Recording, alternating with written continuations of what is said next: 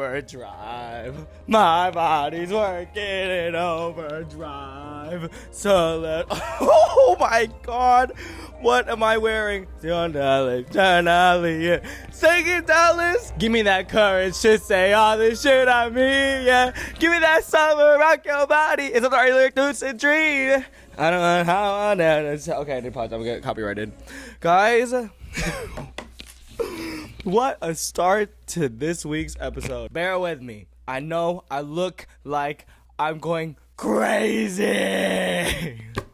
But it's currently Friday morning. I'm literally posting this today. Like, I'm just like filming, editing, club, another club, then post, club, another club. Because that's how I feel like. Because it's the morning after the sweat tour. Oh God, okay. I will talk about this on the podcast today, but with that being said, let's just get into today's episode. Welcome back to Asian Girl Podcast. I am your host, Clarence Angelo, and this week is a solo episode because I have stuff to yap about. You just got me started. What do I say? Shall we? We shall. Oh, I'm drinking Itoen green tea because my voice is gone. You're telling me there's toes in this?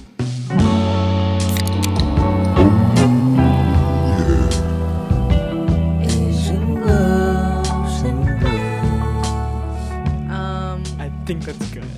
Okay, guys. Okay, deep breath. I was talking to my therapist and he was like, what makes you happy? And I was like, dancing. And he was like outside of the studio. I was like, I don't really dance that much outside of the studio. So then now I have to like dance and like give myself like a whole song to like be a pop star in my apartment, and it actually really does help. So that's why my heart rate's up, and that's why it feels like I just like. But before we get started, can we please give a round of applause for the host today, Jimin, and his outfit today is this. Am I still in my PJs at 10:20 in the morning? Absolutely. And did I put a chain on to make it seem like I'm more put together? Absolutely. Did this neutralize the effect that the chain had? Absolutely. And did you think it was over with just this? No, it's not, because I have my sleeping shoes on. But these were a gift. You know when people say like these were a gift? Like I didn't get these myself. These were actually a gift. But I bought this myself, so I can't really say anything. Guys, I have two things to talk about today. One of them is serious, and the other one is also very, very serious. But when I say serious, take that with a grain of salt, because y'all know how this goes. I just got back from the sweat tour. And listen up, you Asian. me putting a cowboy hat now, and I live in Texas. Listen up, you Asian. Sweat tour is the tour that Charli XCX and Troye Sivan, I'm gonna put that sound effect on Troye Sivan, decided to go on. They collab toured for this thing called the Sweat Tour. And it's pretty much exactly what it's called, the Sweat Tour, because you're sweaty, it feels like a club, and it's just like, it's nasty, and it's wet, and it's sexy, and it's... Okay, I said 3 words to describe the Sweat Tour. Was fun, free, and authentically sexy. Fun. It felt like a club. Truly, that is the right word to explain. I was gonna use big word. Oh my gosh, what's that one TikTok of Troye Sivan? Pop the culture iconography. Ooh, big word. Look at you. Pop the culture iconography. I didn't need ooh, big word to describe this concert. It was at its core fun. I felt so free, which is a second word. You know, sometimes when you're at a concert and you're like really jamming out because you love the artist, and like I'm not bumping into anyone per se, but you kind of feel intrinsically awkward because no one else is going that hard. I felt like at this concert, even if someone around you wasn't maybe going that hard, they got it. They're like, yes, girl, express yourself.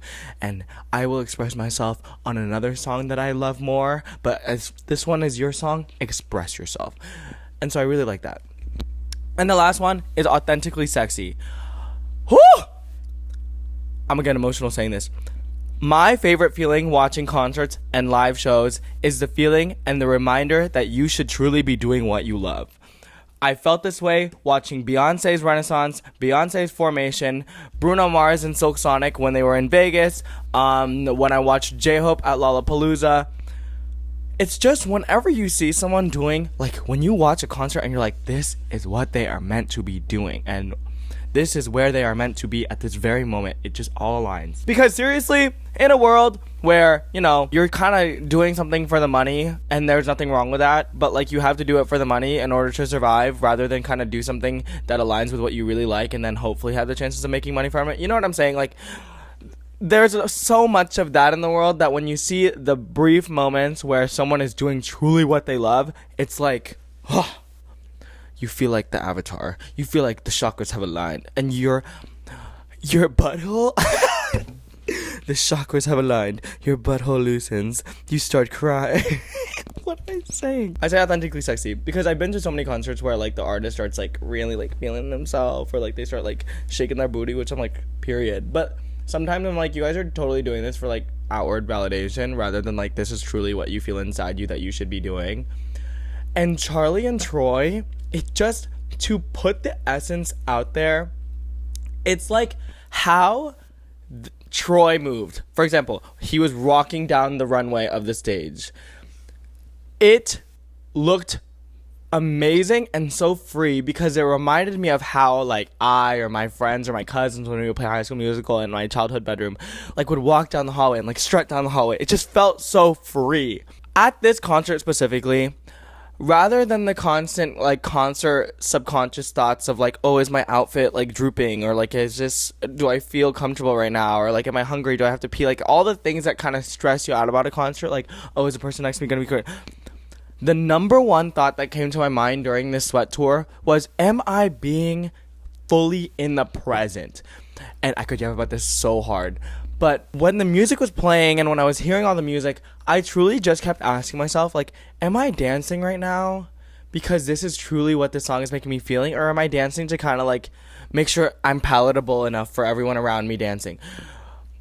And so in the middle of songs, I literally was like dancing, I was dancing, and then at some point I was like, screw it, like, oh, I'm feeling this song, like, I just love this. And I looked over at my friend Tracy, which I love you, girl, she came with me, we got last minute tickets from SeatGeek, not sponsored, and we were literally just like, oh my gosh, on the, you wanna guess the color of my underwear, me and my friend Tracy, we go, you wanna guess, and then we did like a little back-to-back thing, you wanna guess the color of my underwear, and it just truly felt like I could just be my full authentic self, and it just felt so good.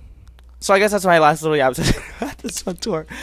I highly recommend it. I think there's still some stops happening, and the fucking deluxe album came out, and Ariana Grande's on it. Oh my god, oh my god. And then the version with Japanese house. What song is that? Oh, I'm gonna go crazy.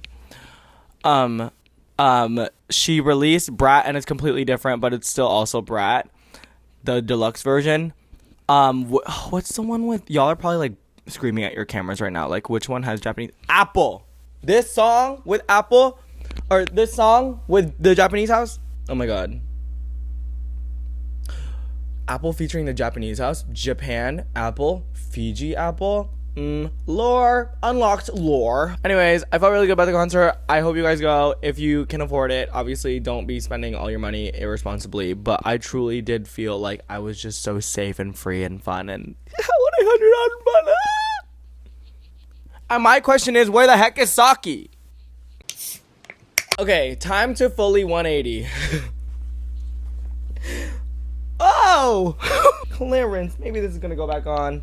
Okay, we're going back on. In the last episode of the podcast, I was talking about how we were talking about dating, specifically how I've been dating, and I've also been like kind of struggling in the dating scene, right?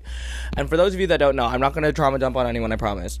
I had my heart broken in April, which I'm seeing on TikTok. Everyone's getting their heart broken in October, and it happened in April for my life. Like when I broke up with my person, 2 of my best friends broke up with someone on the same exact 24-hour timeline. What the frick is happening in the stars?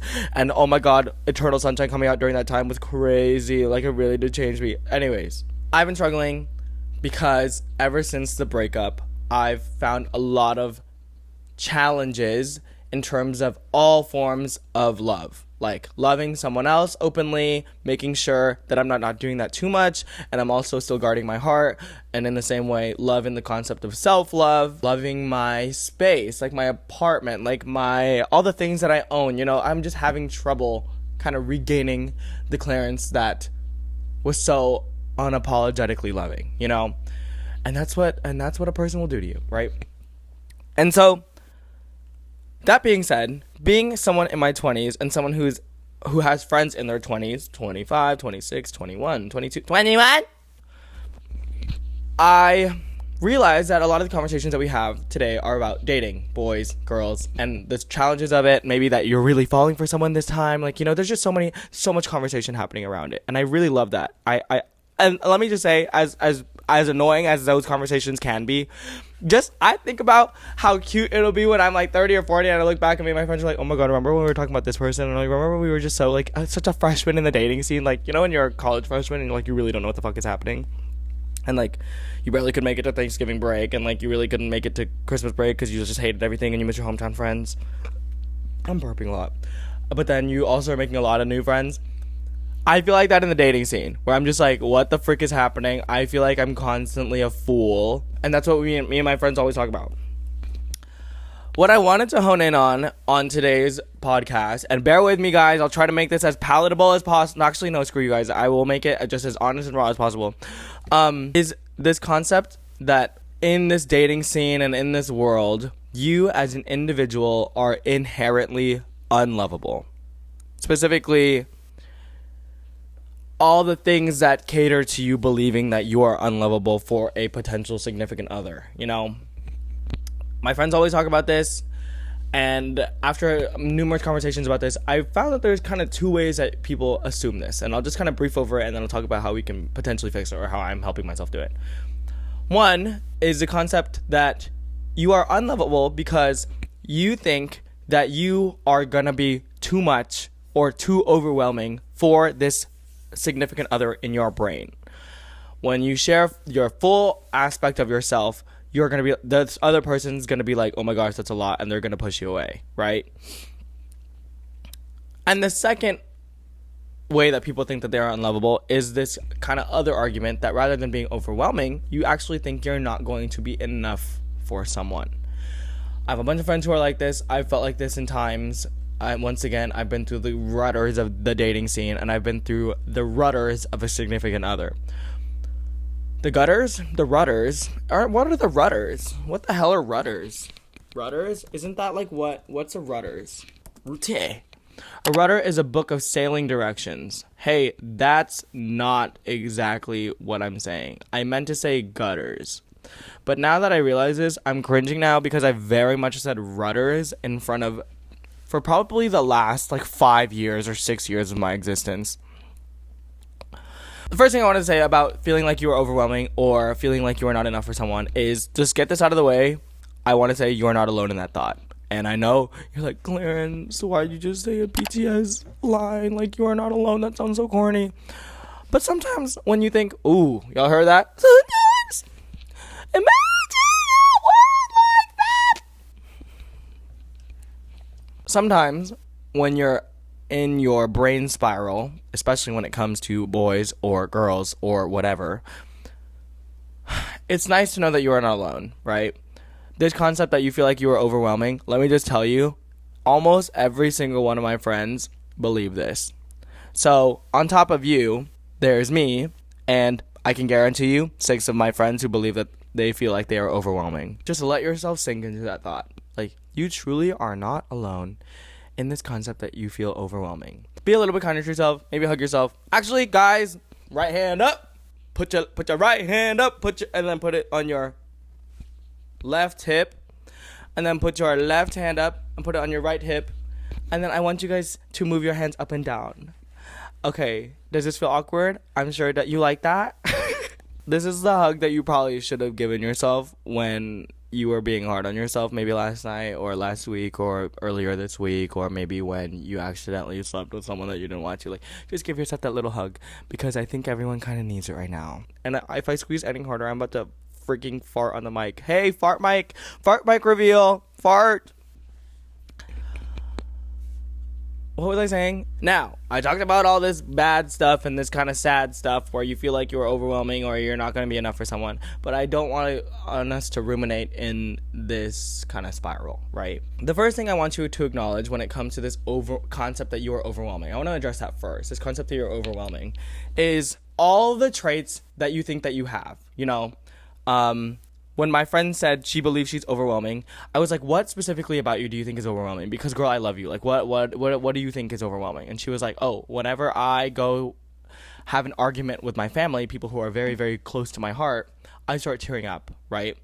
And she thinks that her significant other, potential significant other, she wants to be able to conflict resolute in a way that is efficient and does not involve crying all the time, you know? Because when you're in an argument with someone and they start crying, sometimes it can throw off the dynamics of the argument from a real resolution to a temporary resolution to make someone stop crying. Does that make sense? So she was like, I think that's going to be overwhelming for someone, and I know this about myself, so like that's inherently makes me unlovable, right?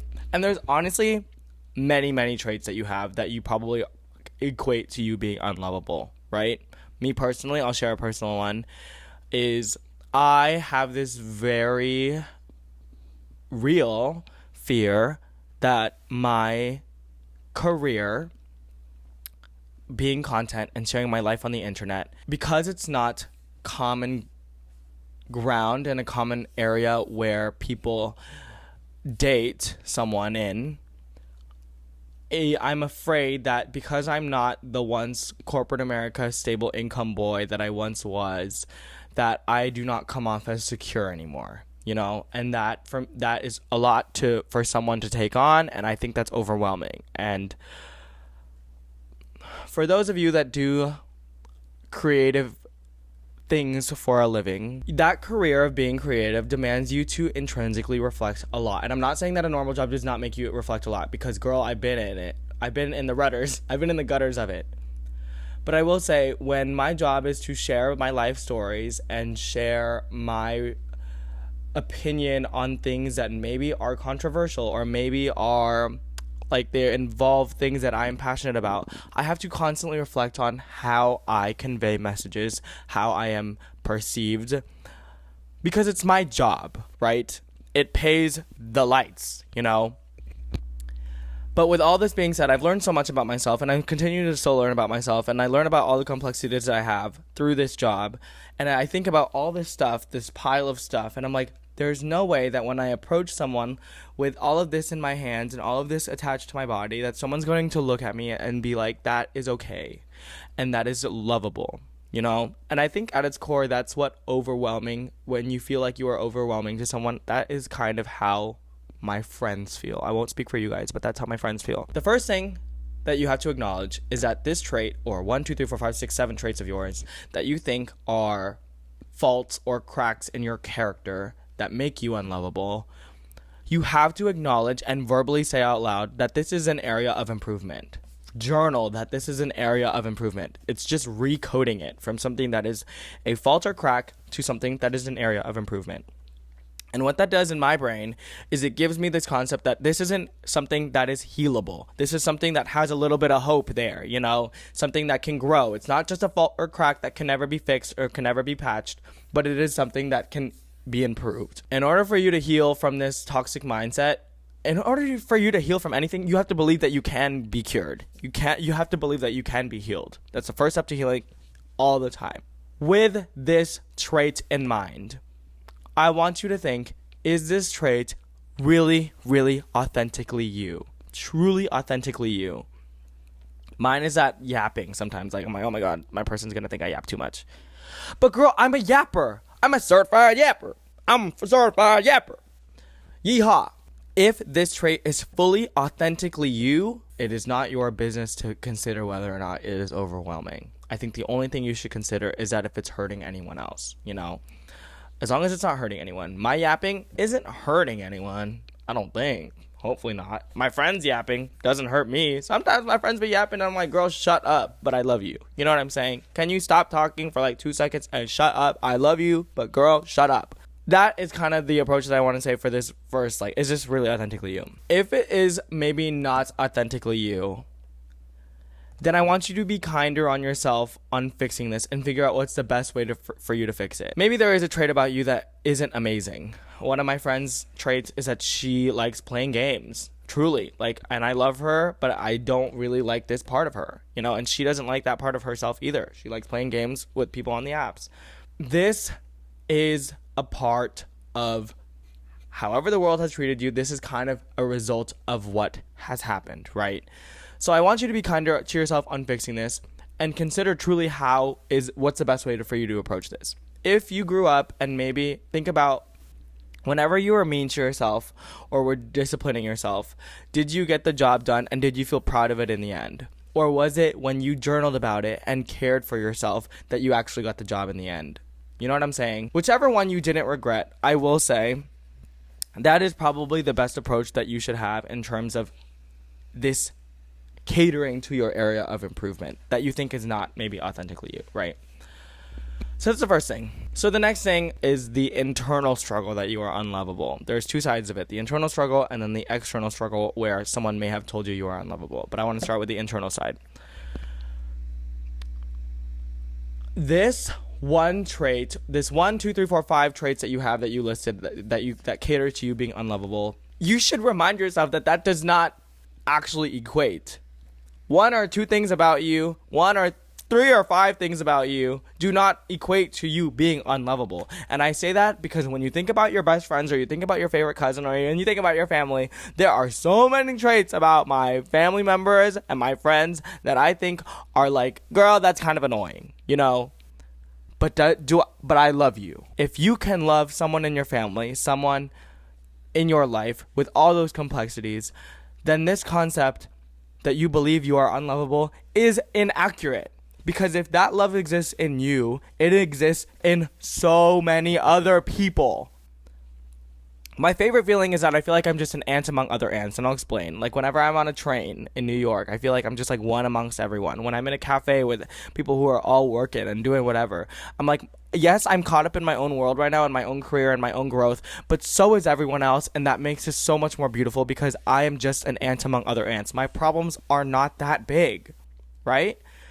And that being said, tying it back to that, your love, if this love exists within you, then it exists in the world and it will come back to you. We as people are really not that different, We're really not that different.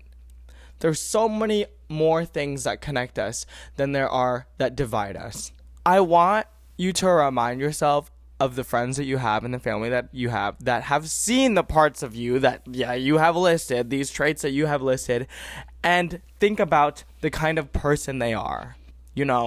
All these adjectives that you think of, it kind of gives you hope that there is someone out. It should give you hope. It gives me hope that there is someone out there who is capable of that same love for you.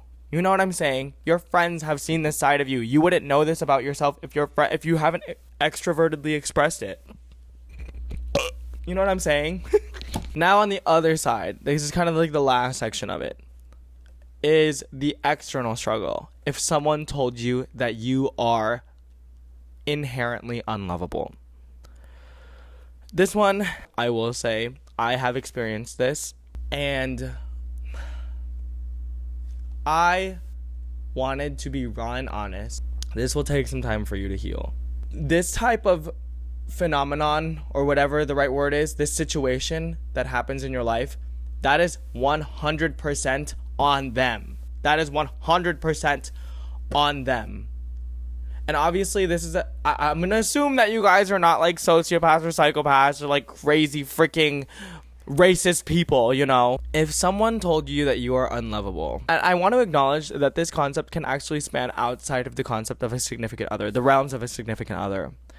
You could be a part of a community maybe that your family does not accept. Maybe from a young age you were already considered to be unaccepted from your family, your relatives, your significant other, or your quote-unquote friend. I say that's your friend because, girl, that's not your friend. Girl, that's not your friend at all. But I guess I'll be the one to say this as someone who has experienced this,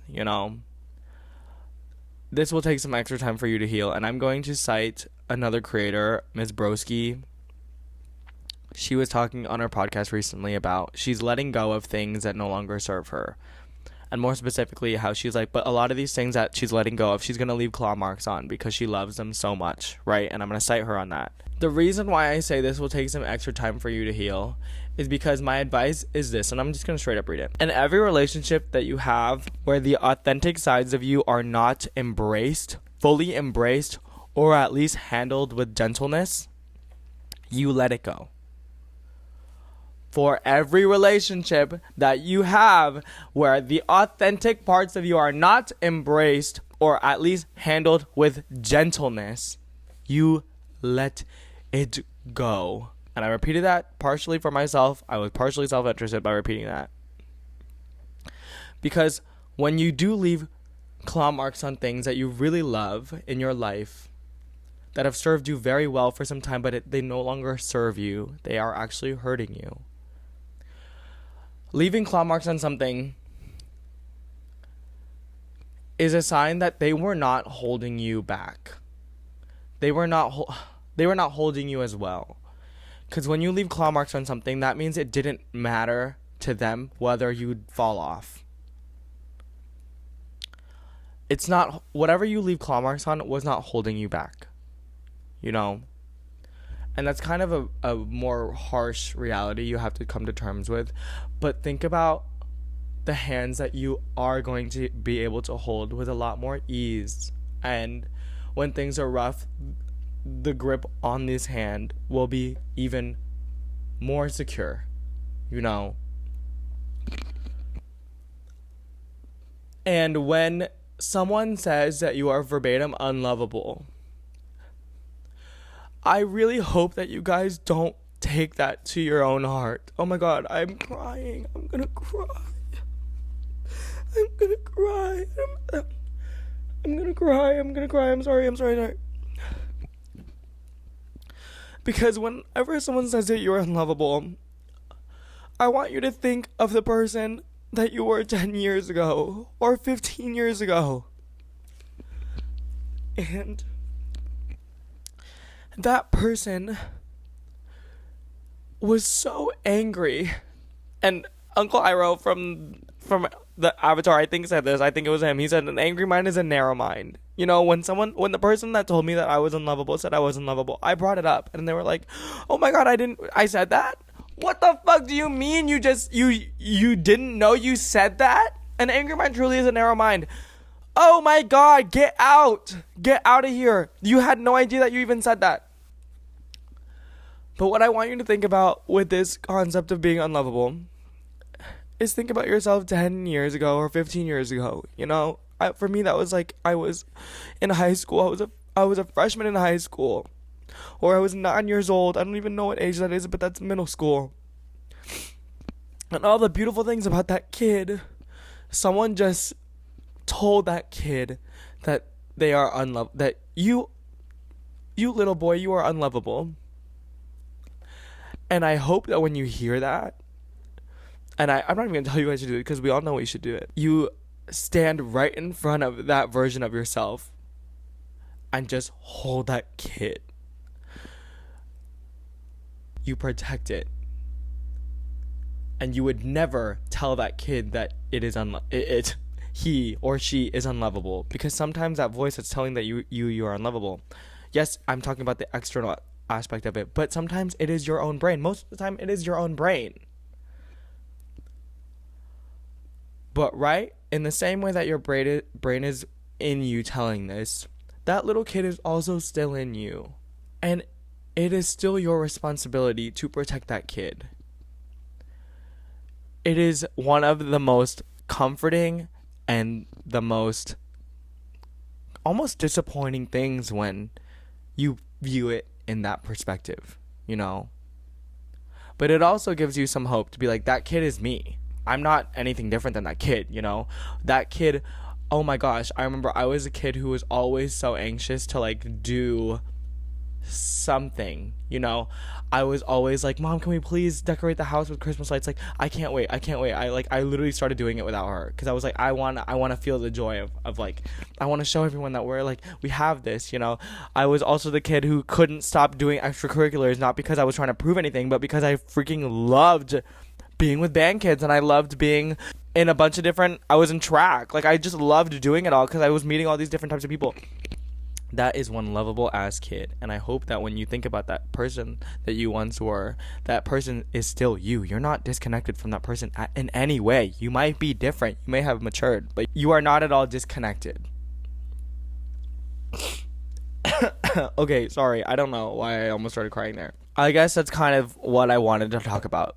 This concept of being unlovable, because I think when I saw that it was happening in so many of my friends, I was like, this must happen a lot. I don't know, probably a lot of you, but I can guarantee you that you are loved, and when you really think about it, you know you are.